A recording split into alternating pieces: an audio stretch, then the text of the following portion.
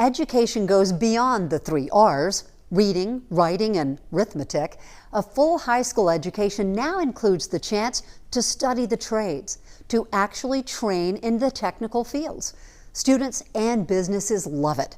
And as Carol Clark found, this isn't your parents' shop class. Flying high above Pickens County. Very high up. At least it looks and feels that way to Tristan Villano. The 10th grader is one of a few dozen students in aerospace engineering here. I have wanted to be a pilot since I was a kid. The air just fascinates me, and this is the fast track to getting to be there. There is a huge need, approximately 800,000 short in the next 10 years, and they're looking at many avenues to help alleviate that. Including teaching high schoolers about flight at the Pickens County Career and Technology Center. It's one of over 40 technical high schools in South Carolina. The demand for workers is high for all the trades. In welding, for example, it's believed we'll need about 42,600 workers in the U.S. every year to fill vacancies. And a good chunk of those vacancies are left by people who've retired. The baby boomers are retiring out, and they're taking their trade skills experience with them, and the younger generation who spent all that time on getting their 4-year degrees and stuff are not suited or prepared to go into these trade skills, which has left a huge gap there. Ken Hitchcock says there are 700,000 job openings in the skilled trades in the U.S. Back in 2020, Governor Henry McMaster said there were 70,000 of these jobs available in South Carolina alone. There's reason to believe there are even more now.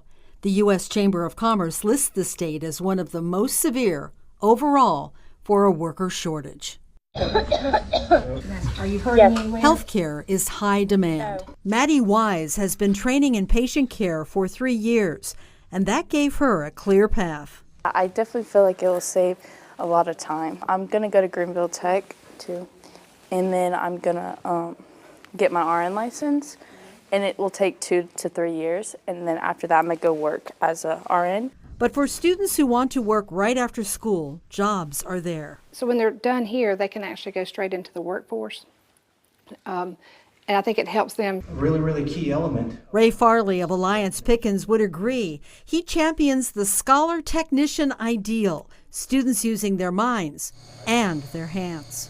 Having an asset like the Pickens County Career and Technology Center is absolutely linchpin to the recruitment effort when it comes to new industries and new investment coming into Pickens County. He knows of businesses that located in the county because of the ready, well-trained workforce at the Career Center. The most recent one was FN America, largest small arms supplier to the U.S. military. Another is JR Automation, which moved to the county from Michigan. The demand is there, and industries are very supportive. Some of them run apprentice programs where they'll pay for their college. Trained machine technology students like Landon Moore, who already has a part-time machine tech job outside of school.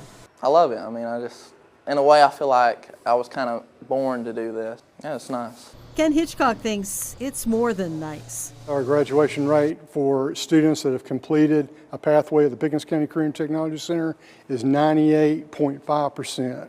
A number these in-demand students can take right into the workforce. And the workforce is waiting. Nationwide, there's a shortage of 400,000 workers in the skilled trades.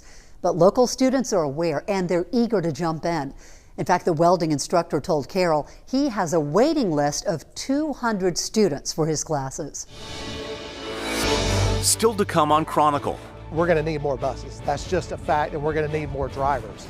How the largest school district in the state is working to get students to and from school safely.